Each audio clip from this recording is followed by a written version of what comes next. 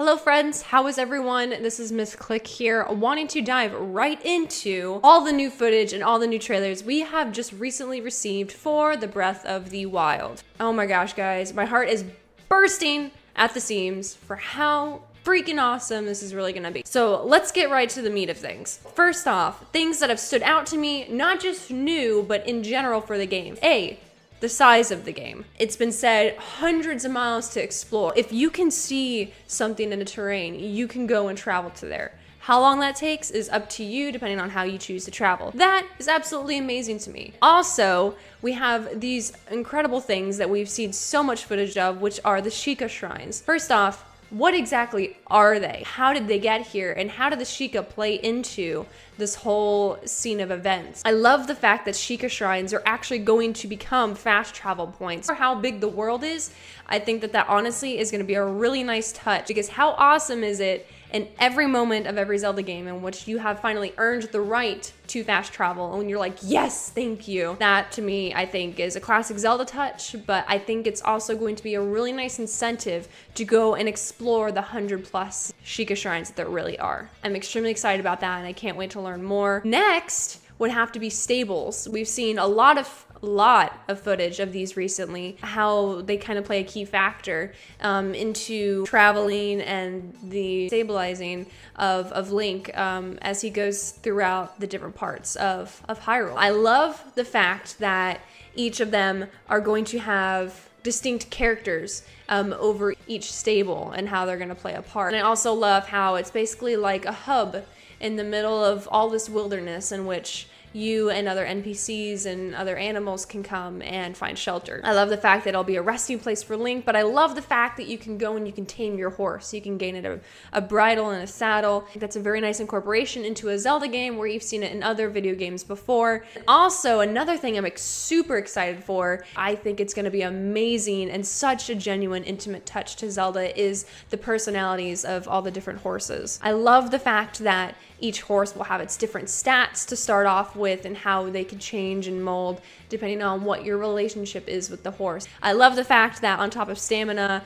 durability, or endurance and agility and things like that, that there is also loyalty and affection. I honestly think that for many people, it'll be a very warm, welcoming addition to Zelda to make it feel more organic and more intimate. How you can really grow close to your horse. In other games, yes, you had Epona, but Epona was the only choice. Well, now you have all these other ones, so what makes the horse that you choose more special than the others? Where is Epona gonna play into all of this? Is she gonna be just a random horse that you find that looks like her, and that's the only one that looks like her?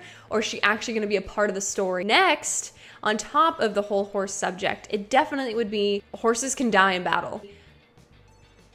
Whoa. That is going to be honestly a double-edged sword for many players. For me personally, I found it a little controversial. Oh my gosh, my horse can die. To me, that'd be absolutely heartbreaking. Imagine you invest all this time and energy and emotion into this creature, this animal. Even though it might be in a game, you've spent your time and you've bonded with this animal for so long, and then to lose it, it's heartbreaking. I feel like many people are probably gonna get upset because of that, and they're gonna say that's cruel, but at the same time, you have to think of it. You're trying to save the world. You are trying to fight against the death that is supposed to be spreading across your world. I think that for those of us who are gonna end up losing a steed or multiple steeds and have heartbreak with each one, that's gonna make that end fight so much more worth it. You're gonna wanna go and avenge the deaths of the loved ones that you fought for. The fact that Zelda's adding that in now through the concept of the horses, that's going to bring so much more motivation to that final boss fight. Am I saying to go out and purposely kill your horses? No, I'm not saying that at all. I'm going to freak out if my horse is anywhere near a battle and it's close to being injured whatsoever. Needless to say, silly girl and her horses. Other elements I really found interesting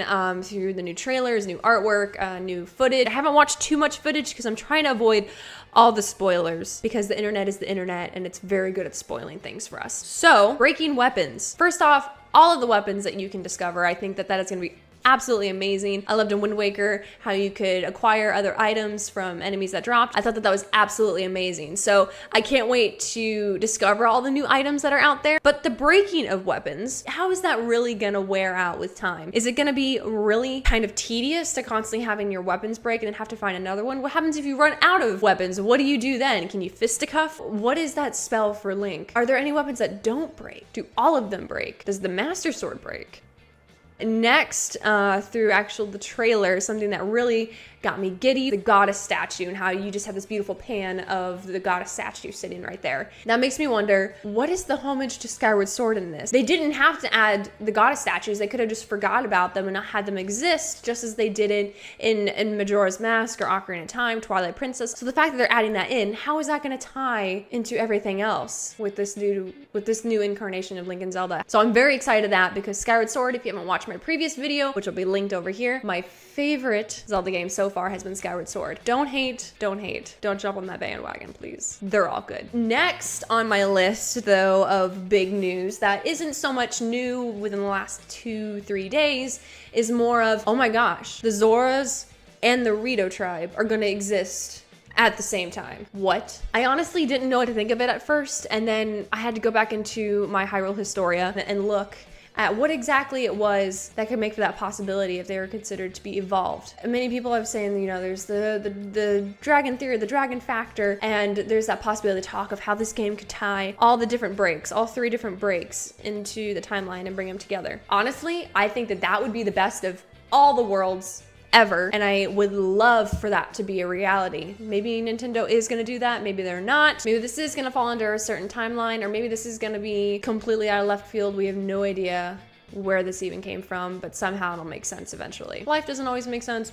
Just learn to accept it and move on, I guess. Last, as far as other elements went, I absolutely fell in love. I broke out in tears in my office at the reveal of the Game Informer cover with Link and Zelda holding the Master Sword. Oh my gosh, can we just talk about how symbolic perhaps that this picture could be? The fact that they're holding the Master Sword together. And you've never really seen the Master Sword be held by Zelda in any recent installment. For me personally, I think that really is going to show the connection of which Link and Zelda are going to get to interact throughout this game. And the trailer honestly just spoke to my heart, because you can see how much time Link and Zelda are going to get together. Even if it is for only a few cutscenes or maybe a chapter or 2 in the game, I'm so excited that Zelda's going to get to have another vital part into a storyline such as she did with Skyward Sword. And if it's even more than Skyward Sword, that's even better. If you look closer at the artwork, you see Link looking at the Master Sword, and Zelda's got her eyes closed. Link's side of the sword is divided to be new and shiny and just how we've been used to seeing the Master Sword. And then Zelda's is rusted and worn down and tired looking, and she looks broken herself, almost as if she's giving up hope.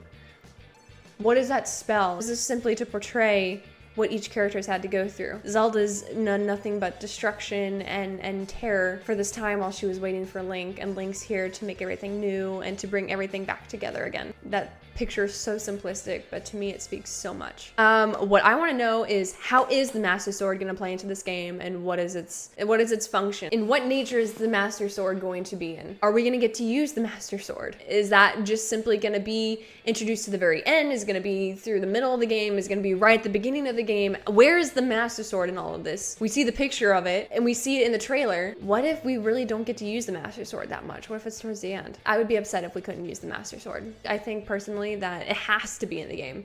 Just like I would love to think that the tunic is going to be incorporated. Where's the tunic in all of this? Like, there's just so many questions. So many questions. Anyways, let me know what you think. Post down in the comments and let's start the conversation. Let's start the discussion. Thank you guys so much for being part of this awesome community, and thank you for sharing the love with my videos. Feel free to like and to subscribe, to share this video, give it a thumbs up. Thank you, really, for being an awesome community. The Zelda community is one of the best that there is, and I'm not just saying that. And let me know what else you guys want to see before Breath of the Wild comes out, because we're just under a month, guys. This is getting real. Nintendo's pulling at our hearts, tugging at all the strings. I can't wait. Thank you. Have a wonderful, wonderful evening, day, afternoon, whatever time of day it is that you're watching. So it's with the utmost thankfulness, I wish you a very happy farewell. Take care. Much love, guys.